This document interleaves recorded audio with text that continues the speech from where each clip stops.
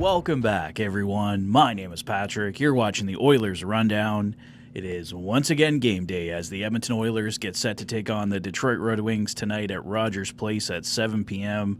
Looking for a little bit of revenge and obviously looking to have a much better effort than they did against the Buffalo Sabres the other night. A strong third period coming back from being down 3-0, but a terrible overtime, and they get 1 point for their efforts. So looking to get 2 points tonight against Detroit. Speaking of points, Eric Friesen of Heavy Hockey put out this post a few days ago. It's a list of players with the most points in the NHL before turning age 29.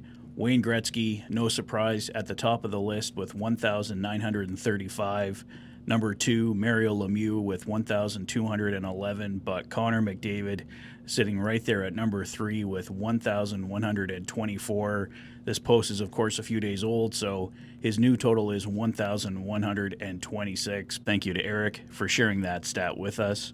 NHL Rumor Report had these insider updates for us from insider David Pagnotta. If the Oilers can bring in another physical defenseman, Matthias Ekholm Jr., at a lower cap hit, they'd like to do that.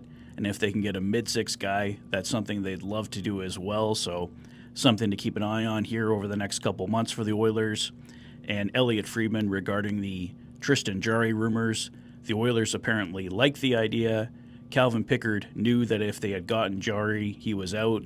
It wasn't going to be Jarry for Skinner. It was going to be Jarry and Skinner. So maybe there was something to those Stuart Skinner, Calvin Pickard rumors regarding their hug after the Seattle game the other night, but I guess we'll never officially know for sure. But we do know, at least for the next little while, it will be Stuart Skinner and Calvin Pickard. The Oilers obviously remain interested in Tristan Jarry, but as we've discussed, a lot of obstacles to make that one happen. Sportsnet's Mark Spector reporting that Trent Frederick, who took a puck to the face yesterday, had to get 14 stitches, but will still play tonight. So there's been a lot of talk about Trent Frederick's toughness. Getting 14 stitches, a puck to the face, and still playing the next day.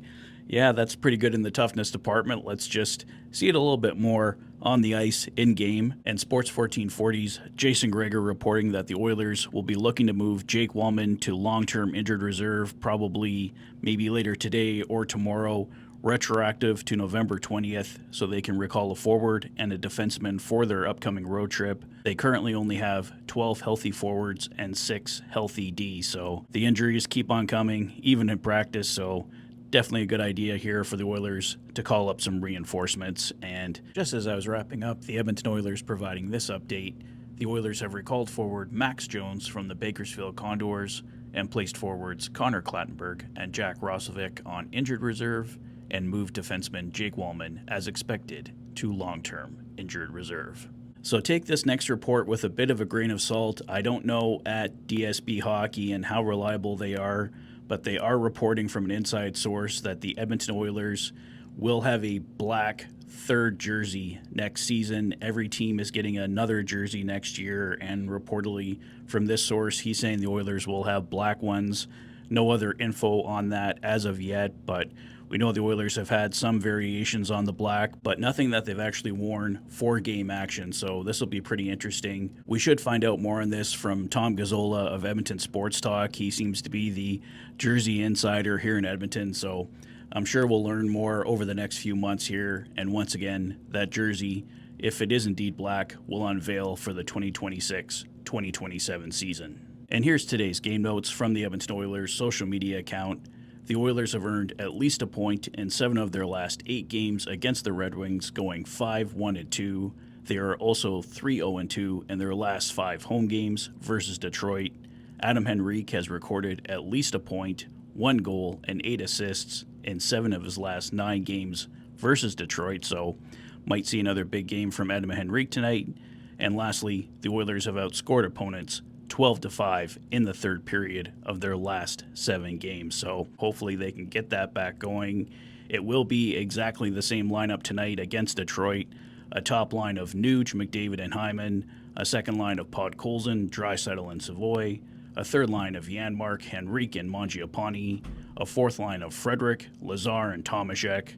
On the blue line, Ekholm and Bouchard, Nurse and Regula, Kulak and Emerson, and Stuart Skinner will be your starter tonight against the Red Wings. So that's all I have for now, guys. Hopefully it's a good rebound game, like I said, and we'll see what happens here over the next little while. A couple rumors going on there, but I'm not expecting anything at this point before Christmas, so that's probably going to be a January, February thing if we see any changes here for the Edmonton Oilers. And of course, we have the trade deadline coming up on Friday, March 6th, I believe. So should be hopefully a busy spring here for the Edmonton Oilers, but we do know they have to do dollar in, dollar out deals, as former GM Ken Holland always liked to say. So we'll see what happens there, guys. But for tonight, Oilers Red Wings, 7 p.m., Rogers Place.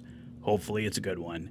Let me know your thoughts and predictions for the game tonight in the comment section below. If this is your first visit to the channel and you like what you see, please consider liking and subscribing for all the latest Oilers content. You've been watching the Oilers Fanatic. Thanks for being a fan.